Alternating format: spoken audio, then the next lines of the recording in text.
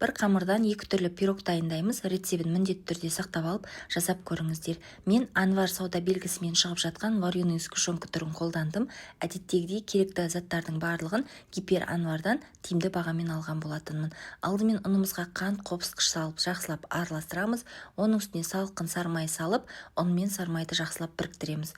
Оның үстіне 2 жұмыртқа қосып, жұмсақ қамыр илейміз. Осы қоспалардан артық ештеме қосудың қажеті жоқ. Осы видеодағыдай жұмсақ қамыр дайын болады. Дайын болған қамырды теңде 2 бөлікке бөліп, арнайы пирогқа арналған ыдысымызға жайғастырамыз. Бірінші салмасына бізге қаймақ, қант, жұмыртқа, жүгері крахмалы және де азғана ванилин қажет болады. Барлығын қосып, жақсылап араластырамыз. Екінші салмасына қаймақ, жұмыртқа және де осы Анвар сауда белгісімен шығып жатқан вареный сгущенкадан қосамыз. Және де жүгері крахмалын қосып жақсылап араластырамыз. Осымен біздің екі түрлі салмамыз дайын. Пирогтарымызға құйып, алдын ала қызып тұрған пеште 175 градуста шамамен 30-35 минут көлемінде пісіреміз. Пирогтарымыз піскеннен соң бөлме температурасында 1 сағат суытып, одан кейін тоңазытқышқа салып қоямыз. Осымен пирогтарымыз дайын, өте дәмді болып шығады. Жасап көріңіздер, ас болсын.